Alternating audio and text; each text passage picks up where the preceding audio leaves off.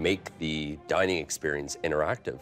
Have your guests take part in the cooking process, have fun with it, socialize over making the food, and there's a little less pressure on you actually making it excellent. People are coming to experience your house and your way of doing things, so that you give you. That's the you don't way give them I them. See it. If you want that, go to their house. Don't think so much about how am I going to come across, how is my party going to be, but I really appreciate the people who want to be part of it, and I want to give them a good time. From the Zoomerplex in historic Liberty Village, the Zoomer with Libby Znaimer. Welcome to the Zoomer. I'm Libby Znaimer. Have you ever heard of social capital? It's those trusted personal connections we build with the people in our lives. The connections that have been shown to provide various health benefits. But as we age, our social capital can decline, whether it be from losing our groups of work friends after retirement, having loved ones move away, or friends and family members pass away. More and more physicians say that maintaining our social capital is important to our physical and mental well-being. But something as simple as having a few friends over can lead to a sense of anxiety, especially if you're hosting solo. Today, our experts will prove that you don't have to throw a grand affair to have a good time. But before we dive in, let's tee up the topic. Forget the idea that a party needs to be an over-the-top affair. Gather the gang and have a laugh. It's good for you. An Oxford University study showed that women who spent time with girlfriends twice a week had a stronger immune system and a decrease in anxiety levels. So here are a few numbers to get you started. 200 napkins, the number to have on hand for a small party. $20, nothing says party like a big bowl of punch. 67%, the number of guests that will RSVP yes. 4 hours, the amount of time food can sit out for.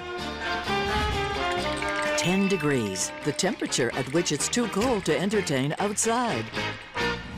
$0, the cost of an electronic invite. Indeed, studies show the benefits of social connectedness are every bit as powerful as adequate sleep and a good diet. Okay, so we know this is not just about having a good time. There are numerous studies that show how much we all benefit from socializing and why it's even more important as we age. Ami. Well, my area of study is loneliness. And we know that loneliness is connected to things like bad health, high blood pressure. It is connected with older people, even to dementia. It affects not only the quality of life, but the length of the years that we live. It has a great stigma to it. And people walk around, many people, very lonely, and they don't speak about it. And I'm glad that we're doing something to get it out in the open. Laura, why is it so hard for some people to just get together? I sometimes think people focus so much on the food that they stress themselves out, and it's not about that.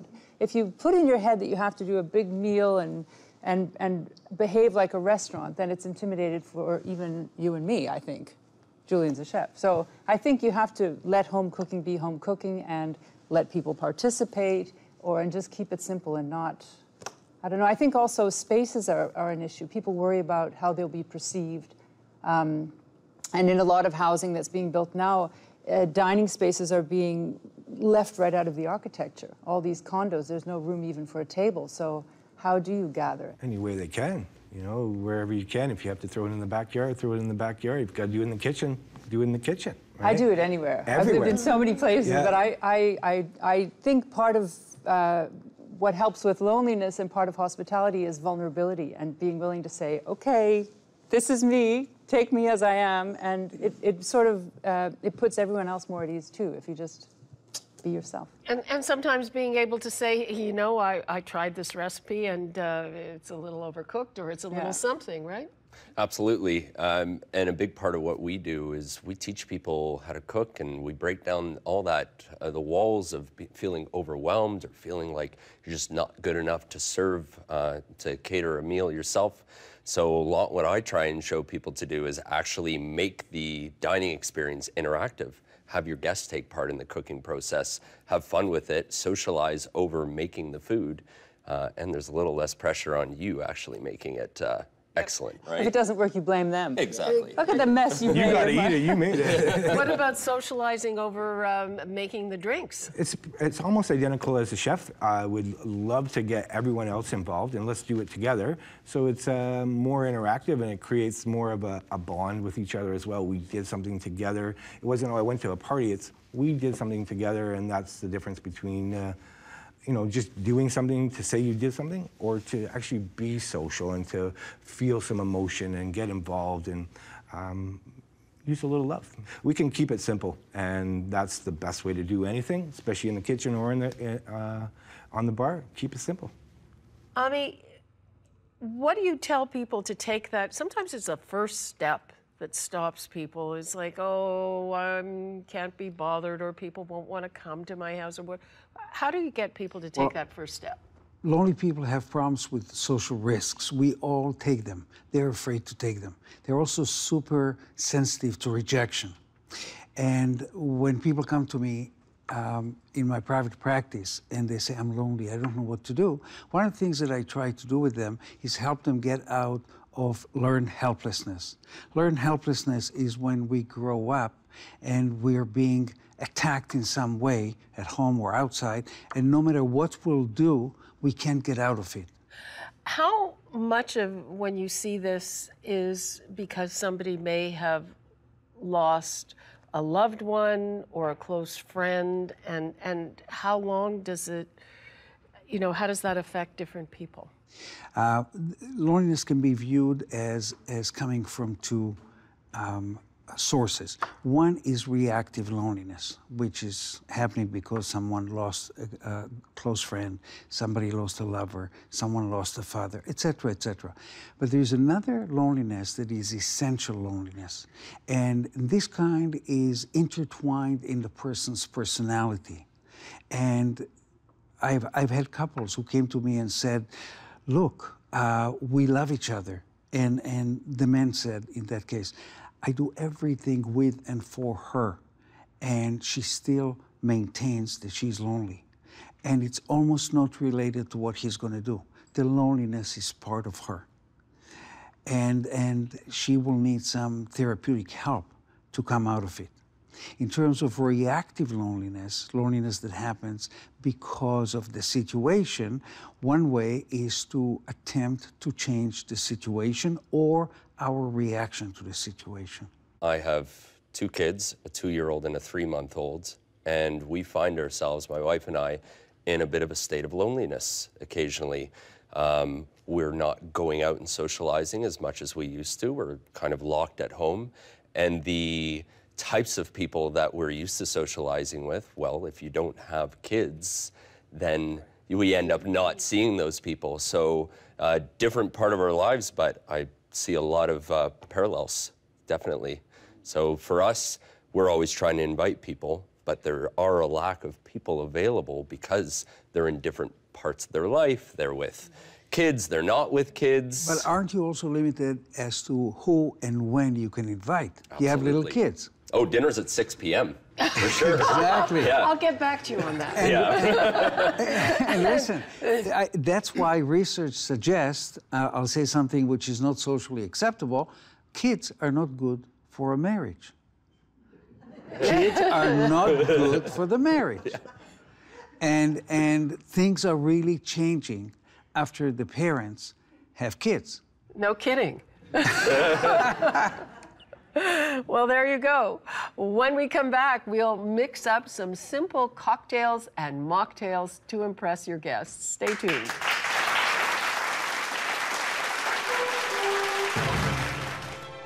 Now you have a black raspberry mojito. Give that a try. How many more of these do I have to try?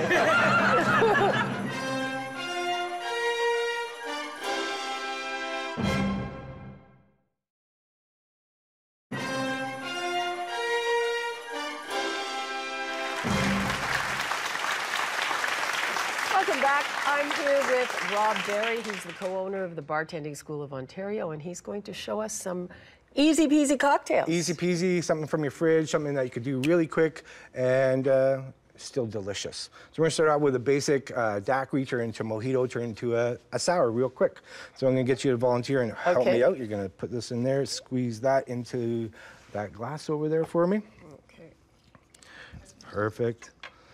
All right. So we're gonna squeeze one whole lime. Okay. So one lime per drink. This is basically what you need if you're trying to make a party or any of that jazz. One lime per drink to make a drink. So we've squeezed the lime juice, and now we need to make a bar mix, which we call lime juice with sugar. And we make sweet and sour. We want to balance sweet and sour. So we're just gonna add a little bit of sugar to our glass and quickly give it a stir. Okay. And just stir it up and get the sugar to all dissolve. Okay. So we've got a good dissolve on it. Next is our mint. So you're gonna grab all this mint and you're gonna spank it.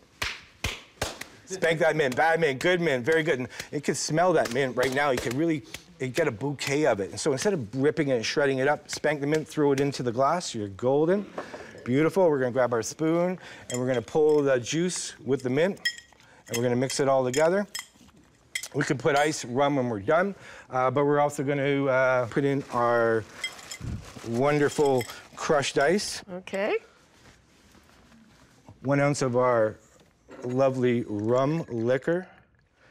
In she goes. And then we add a splash of soda water.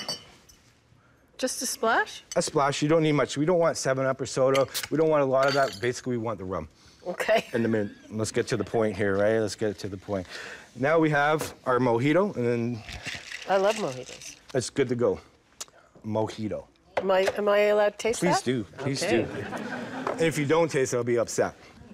It's pretty good. It's all right, it's pretty good. We're gonna grab a simple syrup over here. Okay. And we're gonna grab a raspberry simple syrup. You guys don't have any simple syrup? You got raspberry jam at home? Perfect. All right, we're gonna add some raspberry to it. And what does it become? We're gonna turn this into another drink in just a second, but now you have a black raspberry mojito. Give that a try, real quick. How many more of these do I have to try? It's like it's a problem, right? Big problems to have. Just forewarned is forearmed. Wonderful problems to have. So we want to go even more and more and more and more. We can grab our drink that we have. And we're gonna grab our strainer. We're gonna strain the ice from our mojito. And now we're gonna add egg whites. Adding egg whites to a drink, you can grab an egg and do the egg jazz with it. Okay. Or we can just grab egg whites. Oh. All right, we'll do this quicker because we don't have very much time, so we're just gonna grab a splash of egg whites, and it works out to be about a 1/4 ounce per person that when you're making the drink. What we wanna do is add air to this and agitate it as much as possible, like meringue, and then go crazy, crack it, and now we should have a really pretty drink with it. We can add some raspberry crushed pure leaf iced tea on top. Oh, that's pretty. And then we're gonna grab our orange. Best to all of this to be done with an apron. No, not necessary. Not necessary at all. Okay, Cheers, another try taste. that. Cheers. All right. Wonderful. Ooh. Lovely. Wonderful. I didn't know you guys are dying over here. And one last quick drink we're gonna do real quick is the most famous Canadian drink of all time. It's called a Bloody Caesar. And we're gonna use Walter's famous Caesar mix. You can put this with your eggs. If you've ever tried this stuff, it's pretty awesome. I'm just gonna put some on the bar here. And to rim a glass, we squeeze the lime right around the rim, real quick. Hit the rim as quick as you can. Ice. Using a lemon or lime gives you that flavor with it as well. Ice. And then our, obviously, Tabasco, Worcester. But we have different flavors of Tabasco here. We have habanero, we've got chipotle, but we'll just use the basics so you guys can have a quick one. Where's your sister sauce or Worcestershire sauce? Just go enough till it gets to the bottom. Okay. If it doesn't make it to the bottom, you didn't give me enough. This is your spice, this is your additive. This is what makes the Caesar taste awesome. So don't forget the Where's Your Sister sauce. Horseradish, if you have it, by tradition, it's not Tabasco, it's horseradish by Walter Chell.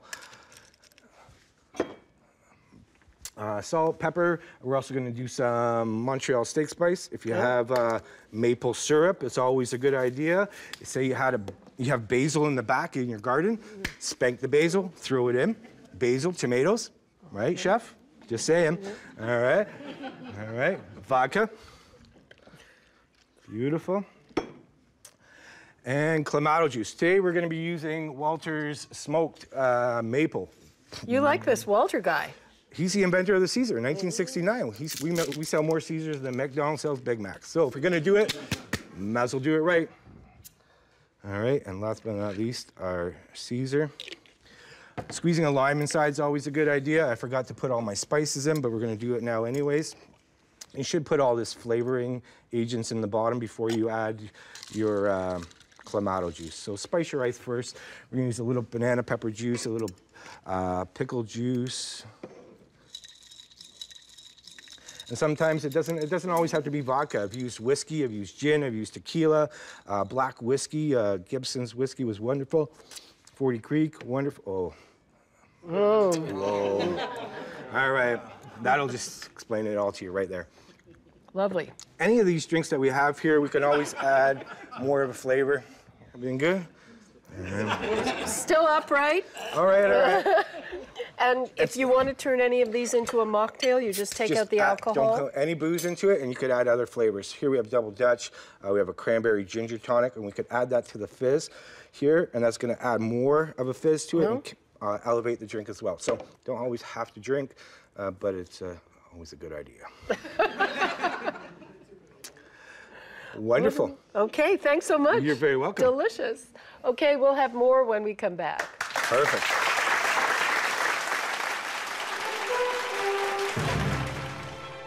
You can take a ton of pressure off yourself by just inviting people at the last minute because expectations are non-existent.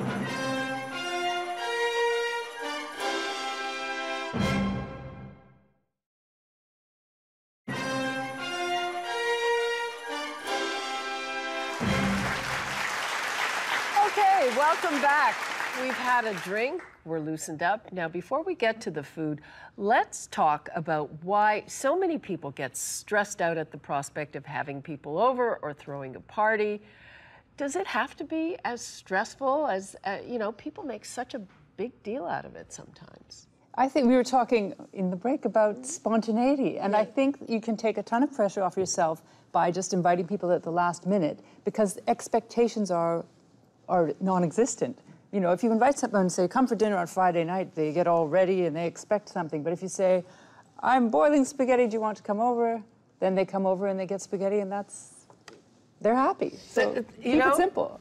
You know, I entertain a lot and some of the best parties that I've ever had are like that, last minute, and also the least expensive, like the least fuss, you know, a jug of something and a couple of dips that I made from scratch. Absolutely. Look, I think most of the cuisines that people connect with the most are the simple ones, or as chefs call it, the peasant cuisines, all right? My background in Jewish cuisine, total peasant cuisine. Simple, inexpensive ingredients, just cooked with love. So it really doesn't have to be flashy. We don't have to do French fine dining to impress our guests on a Friday night.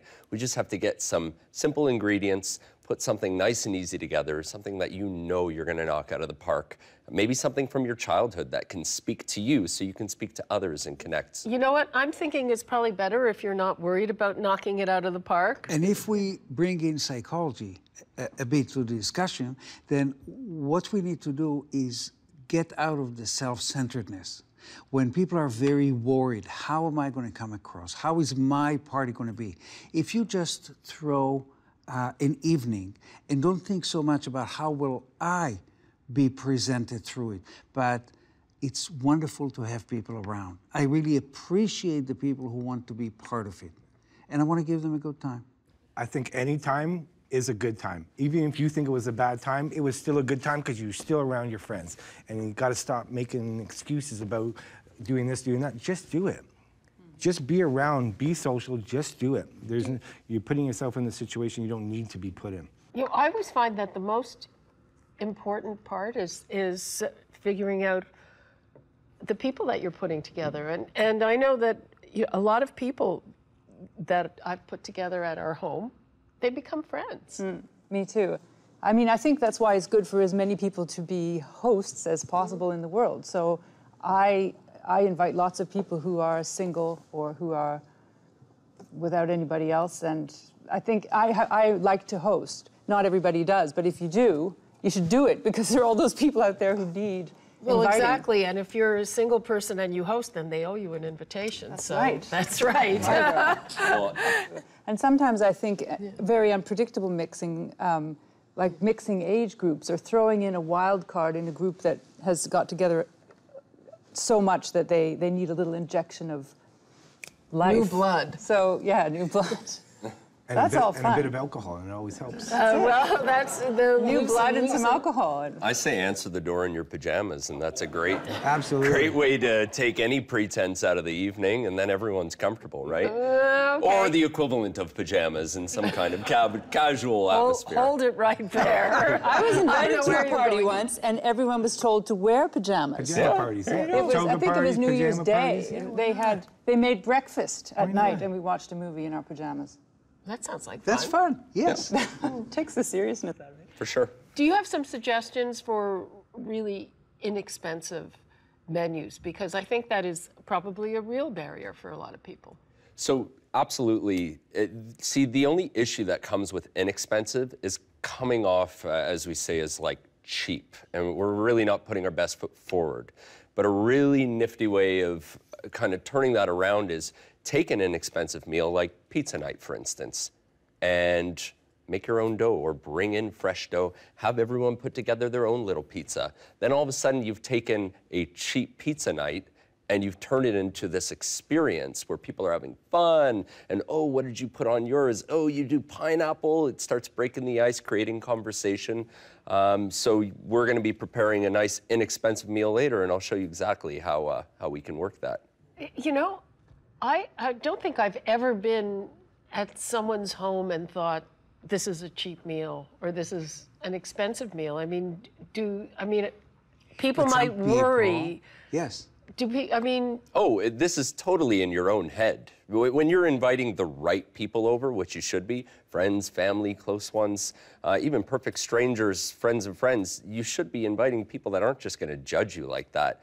But like we were saying, it's internal. You're creating the story in your own head. You're setting your own standards and expectations. So yeah, if you're afraid of that and you want to not break the bank, then do something like that. It really depends how you approach it. People who I invite, especially if they are friends, are not coming to do a psychological evaluation of who I am. You're going to do it on them. Don't judge. They come to have a good time. Oh, yeah. But we have to I was going to say back to the money thing, that we should feel okay about giving according to our means. So if someone is just given a Absolutely. lobster supper, doesn't mean you can't do the chickpea night. You know, if that's where you're at. You know what? There Yeah. is a real issue these days now, and that's if you have people with all kinds of food preferences. You've got Right. vegans, That's you've got tricky. vegetarians, you've got flexitarians. How do you That's a navigate new one. that? That's a new one. Don't invite those ones. Look, I always say cook for the masses if you can, or have readily made or available substitutes. So in terms of spice, keep it mild. Allow the guests to add their own spice. In terms of seasoning, chefs have a big issue with this, is seasoning for the masses. A lot of chefs like things salty. Knowing that, if you like something salty, tone it down, have it saltier than how you would prepare it for yourself. Let people add their own. And in that sense, it's really easy to avoid gluten, as I find 10% of my guests at least are gluten-free. It's just make the evening gluten-free. It's easy, and then you don't have to worry about that, right? Okay, so much for pizza night. Gluten-free I have a crust. question. I have a question, which my wife and I discuss all the time. I'm vegetarian. And when we invite people, I have no problems to say to them, you're going to get vegetarian food. My wife is an excellent cook. She will prepare good meal. And she's saying, no, look, people are expecting and they eat meat. And are we going to deprive them of meat at their evening with us? And I don't have any problem with that. So I wondered, what are kind of social norms? It shouldn't matter. If they're coming to your house and you're my guest, this is what I got. Deprive is a big word for one dinner. Yeah. I know that. I know. So look, if you're going to a 200-person wedding, I expect meat. If I'm going to a dinner party, whatever you're going to prepare for me, I'm going to appreciate and enjoy. I'm not going to be running out to a fast food joint afterward. I'll enjoy it. Now, if you want to prepare for vegetarians and you want to serve meat, it's great. My suggestion, just don't make the vegetarian feel alienated. No. That's it. But I think people are coming to experience your house and your way of doing things, so that you give you. That's the you don't way give them I them. see it. If you want that, go to their house. I think you nailed it. It's you be you, no matter what. This is my budget, this is what I offer, this is my house. I don't live in a big house, I don't have a big budget, and I don't have this. This is what I got. If you don't like it. Okay.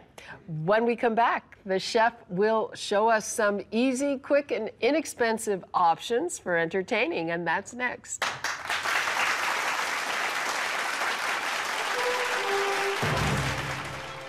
You just pop these on, and once it's at a rapid steam, you're basically looking at about 3-4 minutes to cook these up.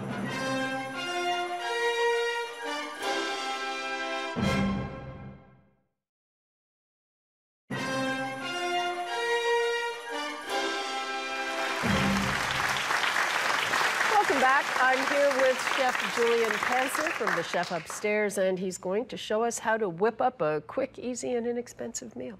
Great. So I've chosen a theme for this meal, because that's always a great spot to start. Pick a theme, pick a focal point, whether it's an ingredient or a cuisine that you love or you know your guests are going to love, and then go with it. So I went East Asian street food. Okay, I've traveled through Southeast Asia myself, and when I'm in Toronto, this is what I go for to eat. So I wanted to bring you something that means something to myself so that people can feel the love. And another point to make is your guests are going to be making most of this meal with you. Okay. So there's a social aspect here, and if you play your cards right, you can get them to clean up for you after, okay? Oh, I like that. So the meal is Vietnamese rice paper rolls, and we've prepared a few here just to show you, but this is a really easy technique to teach your guests. That's not what we're going to learn, though. Okay. What we're going to learn here is dumplings. So this is shumai. This is a very, very common dumpling that you would get at any dim sum restaurant. The filling you've already made, and the sauces you've already made. And then you bring your guests over to the counter, you're drinking, you're socializing, and then you're just putting it together. Okay, let's do it. So let me give you a quick lesson, okay? Okay. So we're gonna grab one of these wrappers here, and sometimes they stick, so just make sure you only got one there. I'm just gonna grab a new one. How about that? No, okay? wait. Sometimes they stick. Okay. And then you figure it out, okay? Yeah, I Okay, did. so here's our dumpling. I'm gonna take one of yours, because Okay. you got nails, not me. Okay. So we can put it on our counter here. Okay. And then you take a little bit of your filling. Now this is... Not too much, right? No. So this is a raw shrimp and pork mixture, but you can easily switch that up for chicken, veggies. We've already got some cabbage and carrots in here. That's a perfect amount. Okay. And then you get your glue, Okay. also known as H2O, right here. Okay. So we just want to dab our edges. Okay, and then when you're ready, you just grab one corner, you fold it over, meet up your edges here.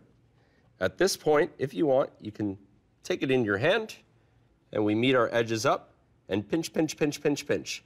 Now, we're not throwing this into boiling water or anything. We've got our bamboo steamers here. So even if you don't do a perfect job of closing them, in fact, shumai are slightly open dumplings, so they're not going anywhere.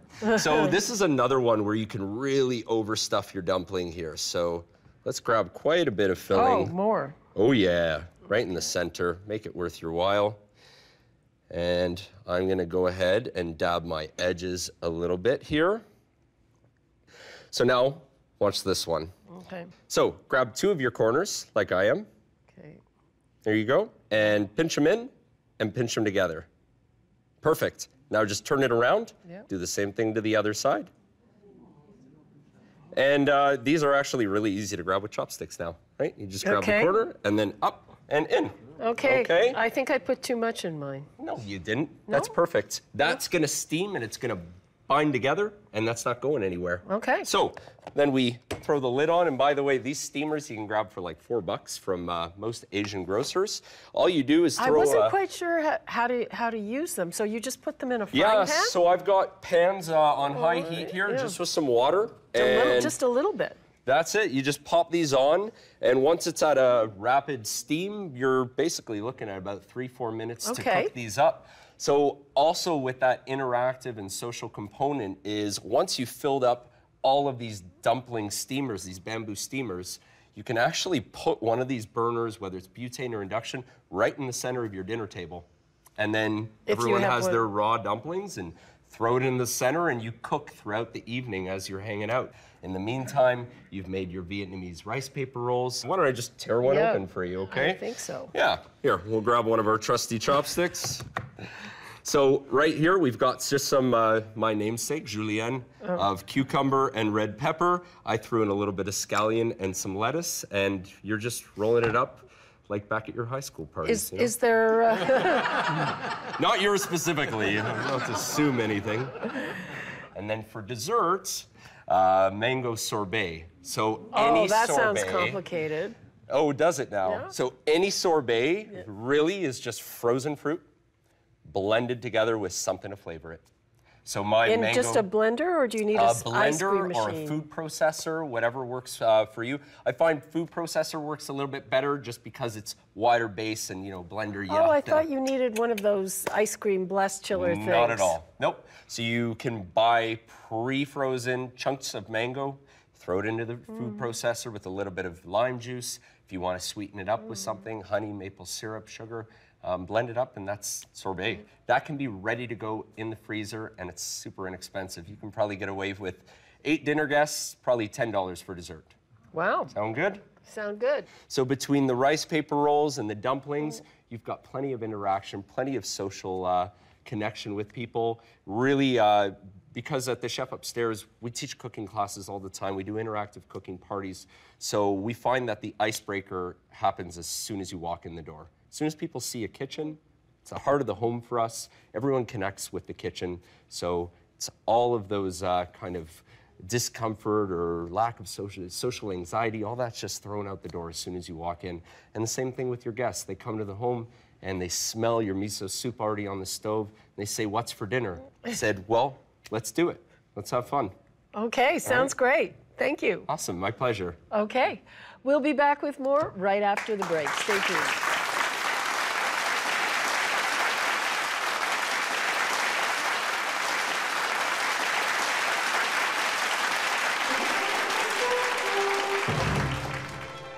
And then now the conversations go from to actual real conversations, to in-depth, and then into personal.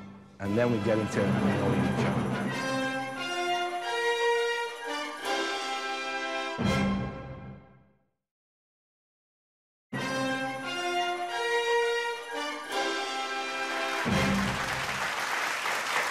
Welcome back. It's time for questions from the audience, and we have Debbie at the table. Hi. Hi.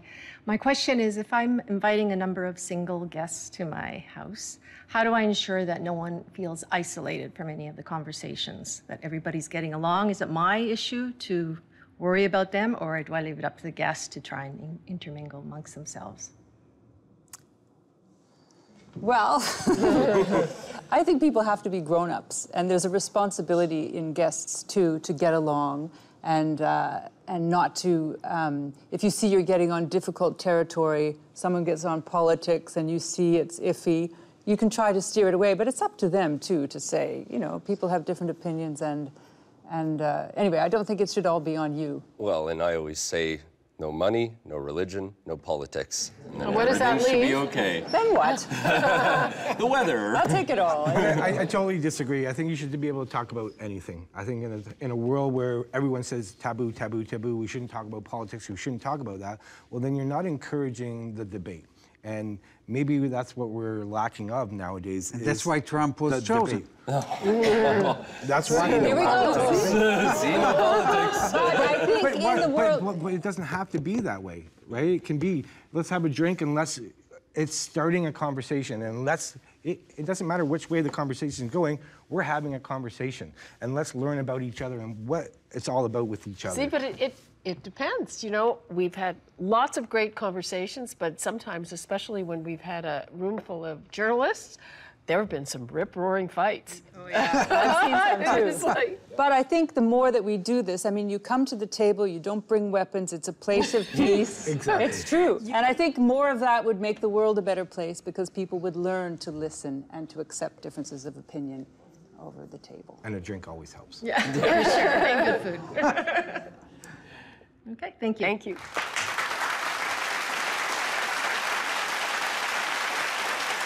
Okay, next we have Barb. Hi, Barb. Hi there.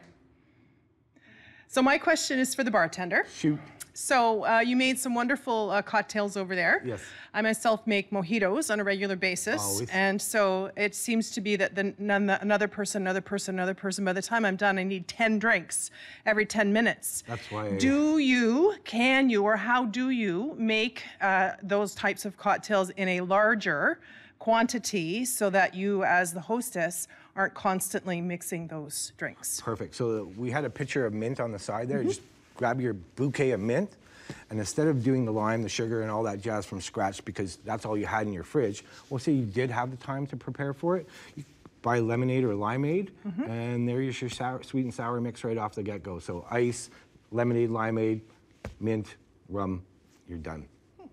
And it doesn't compromise the integrity of No, the especially taste if you're of the using drink. a Minute Maid limeade, lemonade, something that's, you know, not too powdery like those powdered juices and stuff. You want to use a concentrate of some sort that's a better quality, because the alcohol is where everything gets going. And then the food comes in, and then now the conversations go from to actual real conversations, to in-depth, and then into personal. And then we get into knowing each other. So at first it's a little tight. Hey, there's supposed to be that tension. There's supposed to be that fright. Because if you're not a little bit scared, then you're going to be too complacent. So we want people to be a little bit on edge, because it keeps you sharp. Okay, thank you. You're very welcome, Bill.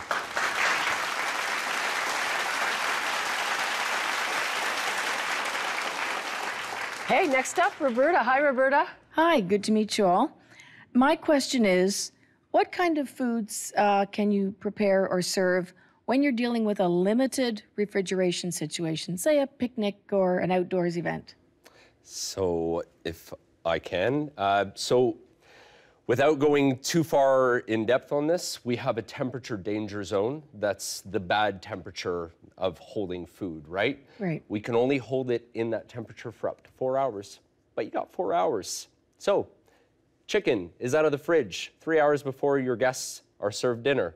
Everything's sitting on your countertop on either baking sheets or disposable aluminum trays, just ready to get fired in the oven to cook up the rest of the way. So now you've freed up all that fridge space, so when your guests arrive and bring you a bottle, you can put it in the fridge, and you've actually made your life a lot easier. Like our Rob, our bartender, said, it's pre-making the mix so that it's just easier once the guests arrive. So you've already finished preparing the meal, and it's just ready to get fired in the oven.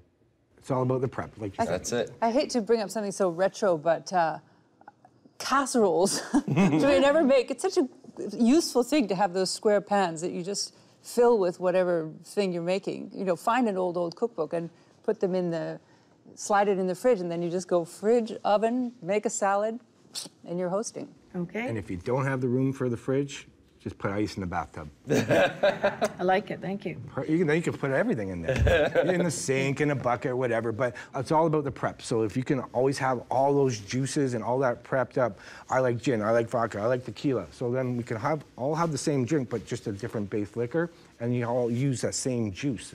So we can make a million drinks, just it's about the prep. Okay, thank you. Thank you. Awesome. When we come back, final thoughts.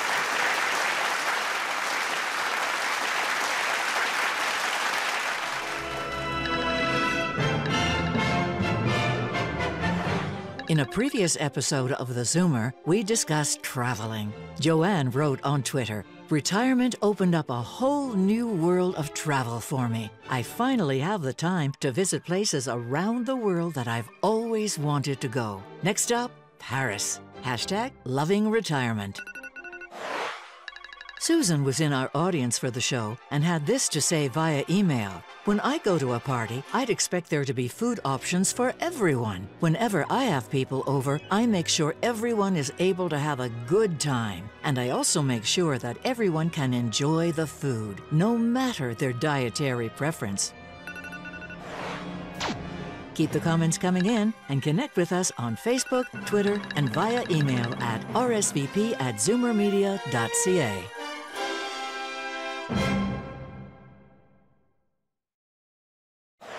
Don't forget, for free tickets to the show, go to www.universe.com and search Zoomer Media and log on to www.thezoomertv.com for full episodes and more.